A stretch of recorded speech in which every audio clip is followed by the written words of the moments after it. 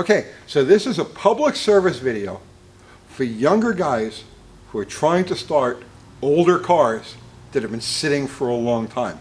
You know, the typical revival, right? Very popular. Everybody does revivals. And whenever I watch one of these things, as Kathy lets me know, I start yelling at the TV. I'm yelling at the TV like a sports ball fan. That's like, you know, get a goalie, you know, hit the thing, right? And I'm yelling at the TV, and I'm like, give it more gas, open the throttle, bump the timing a little bit. Because it's hard to watch. It's hard to watch. Now, I'm not singling anybody out, and I'm definitely not faulting anybody. I'm just passing on experience, technique. These are things you need to know. And the reason that you don't know them or you don't do them instinctually is because you grew up in an era of fuel-injected cars, where the computer is really taking care of all of the processes. But there are two things you need to be aware of if you're going to revive an older engine. So let's say something that's been sitting for 5 years, 10 years, 20 years, 80 years, it doesn't make any difference. They're all going to have something in common, right? So, two areas. So, the first area is this. Starting an older engine, one that's been used, one that's been seen years of service, is different than starting an engine that's new and fresh. Because when you start an engine that's new and fresh, all of the surfaces inside that engine are clean, bare metal. So any fuel that goes into the engine is allowed to get sucked into the combustion chambers. Well, the lighter parts of it, the vapors, are allowed to get sucked into the combustion chambers, and that's where it happens. That's what it's running on. On an older engine, one that's been in service, so it's got 50, 100, 200,000 miles on it, over the course of that engine's life, there's a patina that builds up inside the engine. And that patina is a mixture of carbon and oil vapors and dust and just, it's gack. It's a layer of gack that covers all of those surfaces. From the bottom of the carburetor, the plenum, down the runners, down the ports, around the valves and the combustion chambers, it's got that layer of gack. You're familiar with it. You've seen it 1,000 times. Well, when an engine is run regularly, so let's say you start it every day or every week or every 2 weeks, 3 weeks, that layer of gack stays wet, right? Because as the engine is running and fuel is being drawn through it all, it's saturated.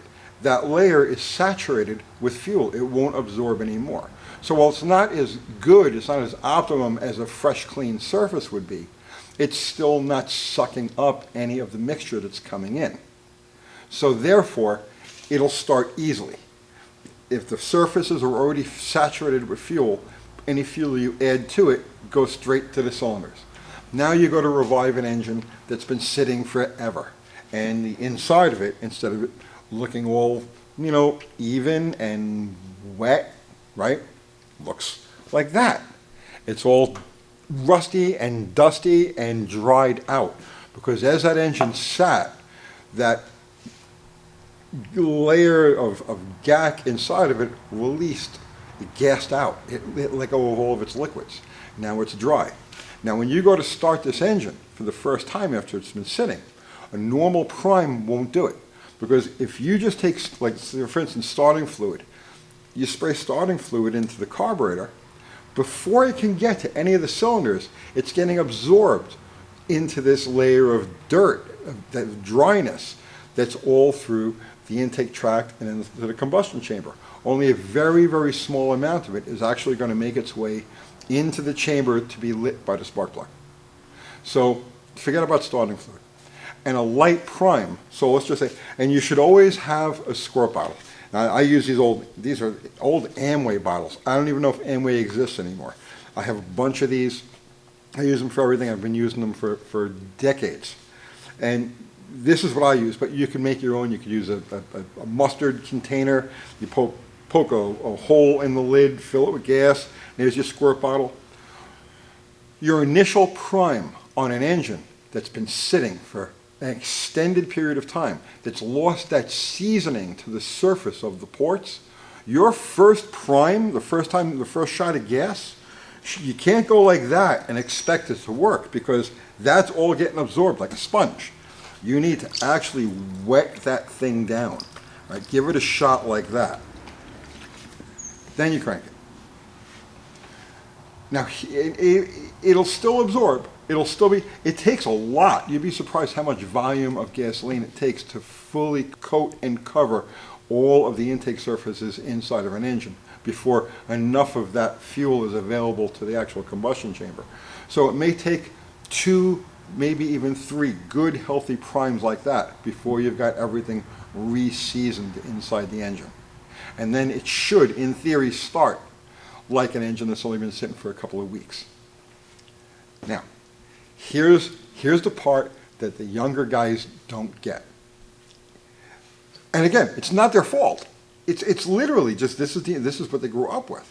If you grew up in the last 35, 40 years as a mechanic, your primary experience is with fuel-injected engines. Fuel-injected engines have an IAC, an idle air controller. And that IAC is regulating the amount of air that's getting into the engine when you go to start it, based on feedback from the computer. And the computer will tell the IAC, this situation exists, open more. This situation exists, open less. It's an active feedback system. Well, when I watch these younger guys try to get these older engines started, that first start, these revival videos, they're very popular. Everybody does them. We've done a few of them ourselves. And everything I'm talking about now, if you go back and if you search our channel, like revivals or Will It Run or anything like that, you'll see everything that I'm talking about now in action. I just don't have anything that's been sitting for a long period of time that I can demonstrate on right now. So the maddening part about watching these revival videos is that the guys who are trying to get these things running are leaving that out of the equation. They're not regulating the idle air. What you're not realizing, and you know it, but you're not realizing it as you're doing it, is that you are the computer and your hand is the idle air controller.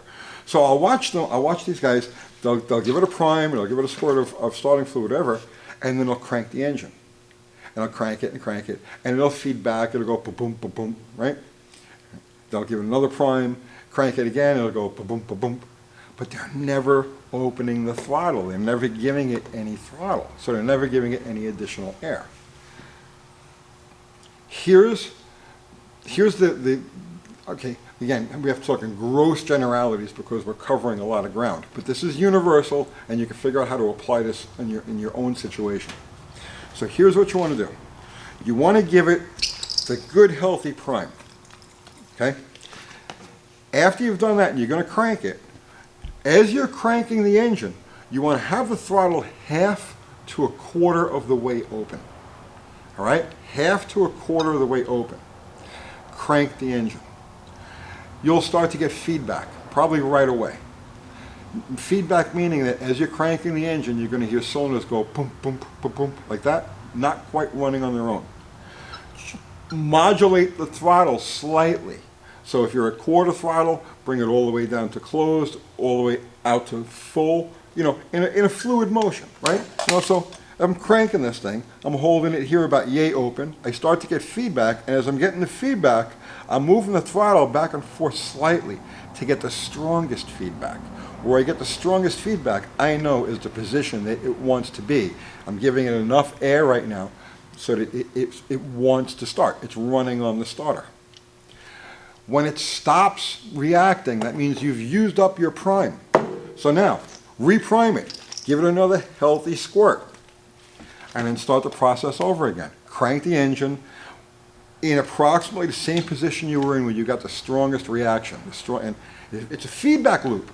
You listen with your ears, what the exhaust is telling you, and you're modulating the throttle with your hand to find that optimum relationship between the amount of gas you just squirted in there and how much air it needs to start. If you do this correctly, and like I said, it becomes instinctual. You just have to practice it enough times. If you do this correctly, there isn't an engine, if it's got spark and it's got compression, there is not an engine around that's been sitting for 30 years, 50 years, 80 years, that you won't have running in less than 2 or 3 minutes. It may take a few times. The valves may not be sealing as well as they should because they're partially open and have a film of rust around, the seats or anything like that. The lifters may have bled down as it sat. And even if the lifters bleed down, keep this in mind. When they start a new engine at the factory, so whoever it is, Chrysler is going to build this 318, and they assemble it at the factory, those lifters are not pumped up. You're not supposed to fill the lifters. And the reason for that is because if the lifters are pumped up, there's no guarantee that the springs are going to push, as the engine is sitting dormant, you're assembling it, there's no guarantee that the springs are going to push down on the plunger enough to seal the valves. So lifters are always, when an engine is new, when an engine is assembled from the factory, the lifters, hydraulic lifters, are always put in there dry. And they're designed, keep this in mind now, they're designed so they're completely dry with the plunger at the bottom. It'll still open and close the valve enough that the engine will start and run. Then as soon as the engine starts to run, the lifter gets pumped up and everything functions where it's supposed to. So don't worry about lifters bleeding down. They're designed specifically, the height of the plunger is designed specifically so they're completely bled down. It's still enough lift and duration for the engine to start. So keep that in mind. If you've got this balance right between overcoming the patina inside the engine and re-seasoning it, because that's the key now, as the engine sits, it loses its season, right? That layer of gasoline that's absorbed and coats the whole inside of the engine or the whole inside of the intake tract. Once the thing has been re-seasoned, there is an engine, I don't care how long it's been sitting, that you can't get started like within, I don't know, 2 or 3 attempts. Giving it a good squirt, and like I said, feedback to the throttle, making sure that you're modulating based on what you're hearing, how much throttle to give it, just telling it how much gas you want. It'll tell you what it wants, and you give it to it with the throttle. I've seen people wear out starters on these videos, where they just crank it and crank it and crank it and crank it and crank it, but never open the throttle. So I'm not picking on anybody, and I'm not singling anybody out, and I'm referring to videos that I watch because I enjoy the videos that these people put out. I'm trying to, like, instead of yelling at the TV, I'm making this video, right? So pass this on to anybody who you think it may be useful to. And I hope you got something out of that. And I'll see you tomorrow.